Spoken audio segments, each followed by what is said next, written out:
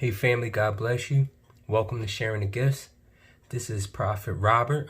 I have a word that I want to share with you guys today on drinking alcohol. So, should believers drink alcohol? I believe that is definitely, obviously, a personal choice, and the word of God definitely speaks on that. I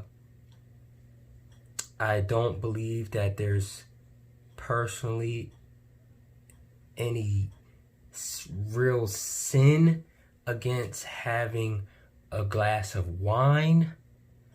The disciples had wine. Jesus himself had wine. Of course, there's a very thin line to walk here when it comes to drinking. So I'm going to leave that choice up to you, obviously, but I would like to share a dream that the Lord gave me about this specifically last night. So typically, I may have a glass of wine with like my dinner or something like that. And normally the Lord has not pressed upon me for that to be wrong or convicted me about that in any way. But the other night, I decided to have a glass of whiskey, or bourbon, should I say.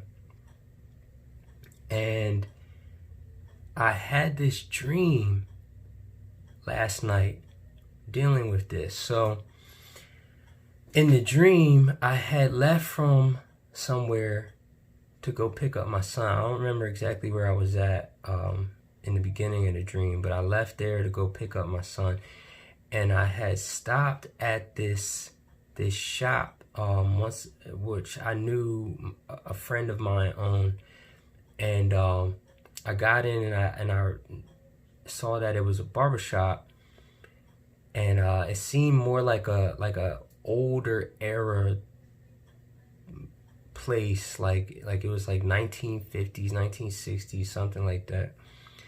So the owner was my friend, or a friend of mine, and I noticed, or I saw immediately, that he was talking with two people. It was a woman and a man there. So I went and I sat down at one of the workstations. But as I sat down, I then felt or had a knowing, something like that, that I worked there.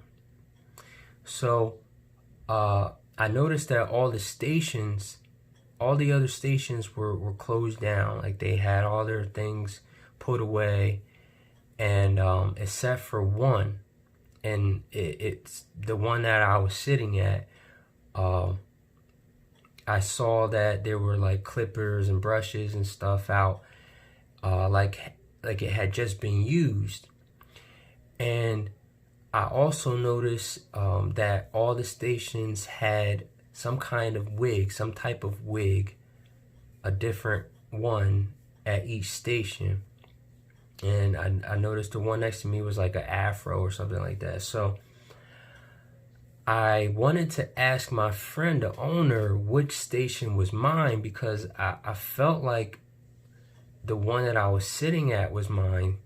But I was like, if it is mine, why is everything out like it's been used? Because I wasn't here. So I at that point, I had noticed that the people that he had been talking to had left, but he was now on the phone.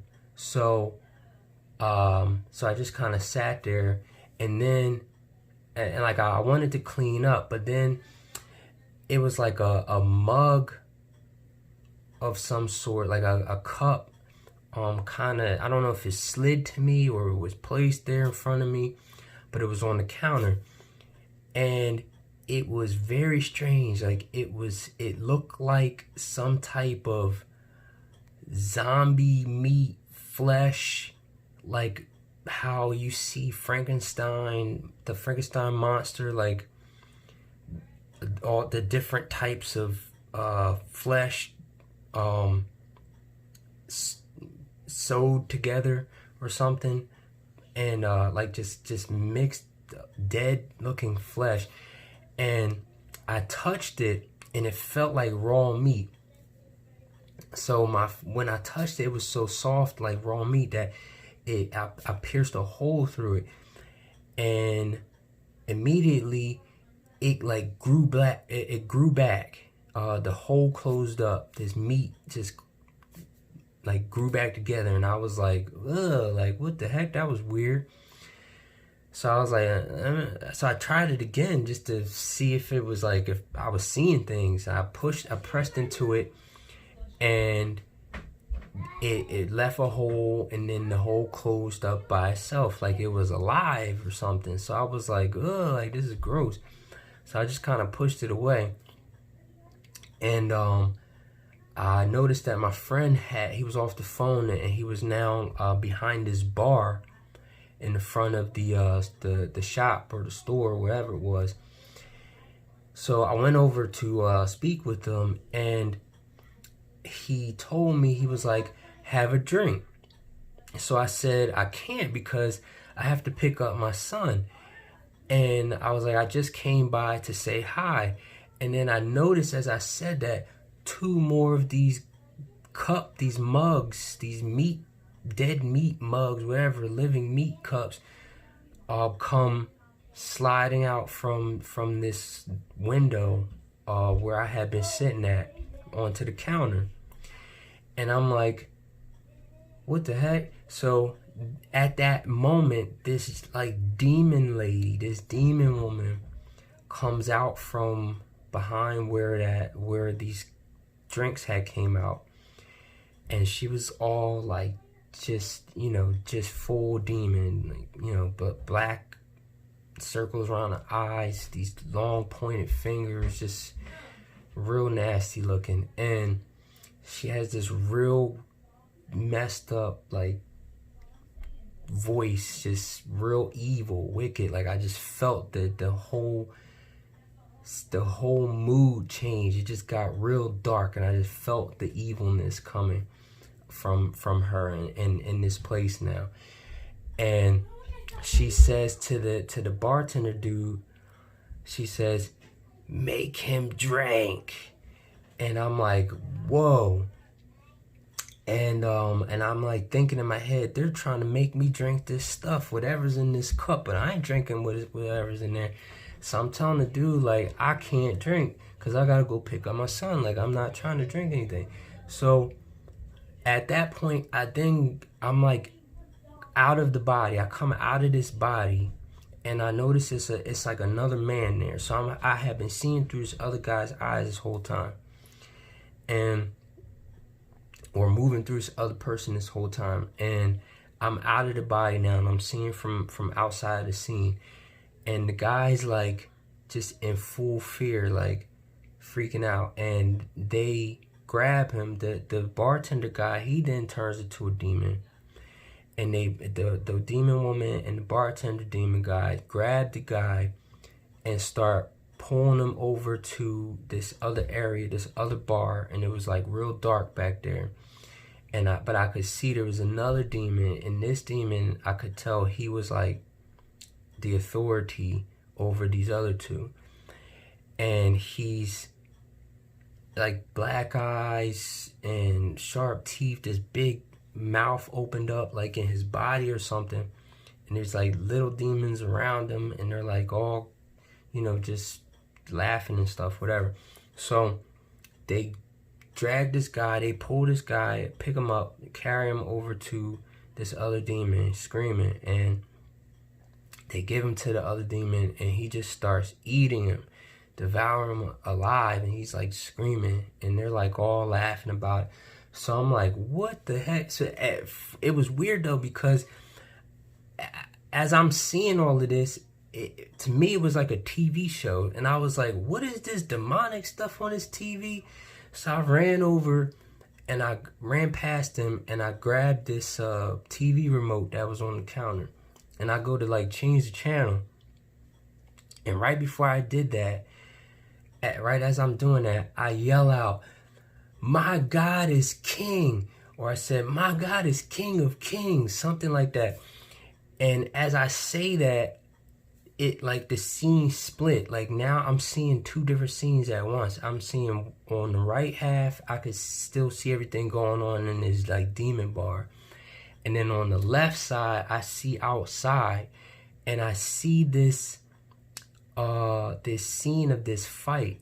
And there's this character if you from this comic book series. It was also a movie, and it also was like a TV series on HBO or something like that. But called Watchmen, and of course Watchmen out of all things. But this character that became like this real powerful superhero, like you know, I hate to say it, but like God power status, like, you know, he was able to create things and destroy, you know, just using his mind, like all crazy powerful. So I see this guy, his name's Dr. Manhattan, this character, and he's fighting these demons, and it's like there's hundreds of demons are like just jumping him, trying to hold him down, and he like throws him off of him, and he's yelling out, "Ah!" And he then starts pummeling this demon that's in front of him on the ground, like he's on top of him, like straddling him with his knees over top of him, and just like slamming his hands on him, just bam, bam, bam, knocking him out. And then I had like a close-up zoom close-up of him. And it was weird, like I felt like this connection, like I was him, but then I also had a knowing that this was like King God or something like that. I don't know. So I had woke up from there, and I remember thinking, I was like, well, that's the end of my drinking. So I just wanted to share this dream because it was just so obvious. Like the Lord was obviously talking to me about something. Talking to me about, he was showing me what's really in this stuff. What's really in this stuff. And recently, a sister of mine, she has shared a dream with me about, she has saw in a liquor store, and there a witch had like put spells on it or something like that, and there were like snakes and stuff around the bottles. And I had said, yeah, that's you know, a lot of people, like sometimes people call them spirits because they believe that alcohol has different kinds of spirits in it. So I just wanted to put this out there, you know, for people to be watchful. As the word says, be sober, be vigilant, be watchful. For your enemy, the devil, prowls around like a roaring lion, seeking who he may devour. And literally, that's what I saw in this dream. And then the fact that they were trying to get me to drink this nasty, it was so grotesque. Like it was so gross looking. Like I'm like, what? If that's what this stuff looks like in the spirit, I don't want none of that. I don't want none of that. No, thank you. So Proverbs 20 verse 1 says, wine is a mocker. It says, wine is a mocker, strong drink a brawler, and whoever is led astray by it is not wise.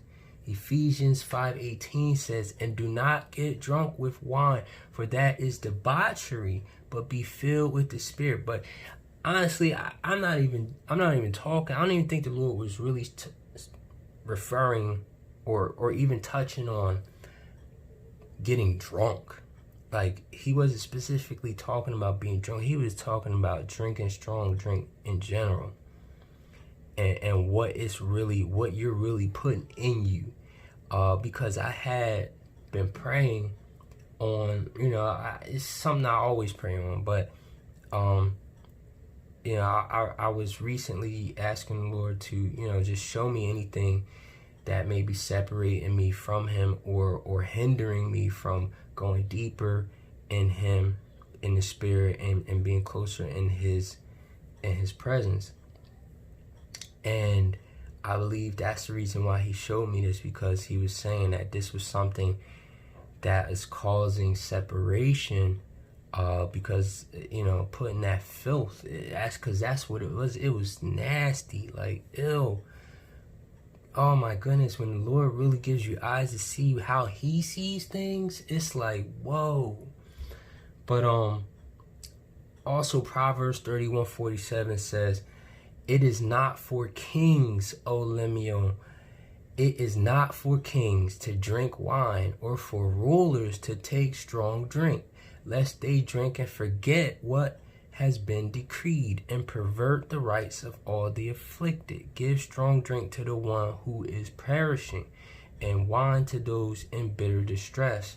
Let them drink and forget their poverty, and remember their misery no more." And then Isaiah 28:7 says, "But they also have erred through wine, and through intoxicating drink are out of the way. The priest and the prophet have erred through intoxicating drink. They are swallowed up by wine. They are out of the way through intoxicating drink. They err in vision. They stumble in judgment." So it was like at the end of the dream when I yelled out that my God is King, or my God is King of Kings, and then I saw Dr. Manhattan. I saw him in a sense, him as Dr. Manhattan. And it also was just interesting, before I get to the point where I was trying to get to, the fact that I saw him as Dr. Manhattan, because that's specifically very similar to the way that I saw that he appeared to me, that Father God appeared to me in the first dream that I really had of him, like, manifesting himself in a physical way, which was something I shared in the video of my testimony before all of this. But with the blue skin and glowing blue, the lightning and all kinds of and crazy like that. So it was just interesting to see that again. And but the fact that I felt like I was connected, like I was him, and also the fact that I knew that this was like representing God, the King, fighting this wickedness off of us, and me fighting these demons or whatever. So the fact that Proverbs 31:47 says, "It is not for kings. It is not for kings to drink wine, or for rulers to take strong drink, lest they drink and forget what has been decreed, and pervert the rights of all the afflicted." So I really think he was just trying to tell me, like listen, I have, like, this is not for you, because I'm trying to lead you to be a leader, and I'm trying to like, you're a ruler in my kingdom. You're going to be a ruler in my kingdom. Like, I've shared these things with you guys before, but how we're going to be kings. We're going to be kings under the king, and we're going to be rulers, ruling in the millennial reign. And and how the word says that the kingdom is given over to the saints. So we're going to rule, and he's preparing us, and we even now we have to step into that. We have to walk in that authority, but we have to have a certain visual, I guess you can say, as we're walking this We have to continue to walk in righteousness, holiness, and he's trying to separate us from the world. So we have to really be separated, and you know, that's going to include drinking strong drink and things like that. So it's not for you if that's what you're called to. So just take this word to the Lord.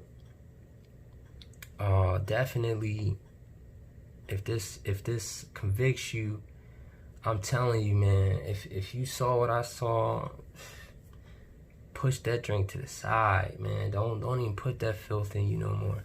But anyway, I love you guys. God bless you. Remember, Jesus Christ is the only way. Faith in him, faith in the Son of God, that he died on the cross for your sin and rose again on the third day to victory.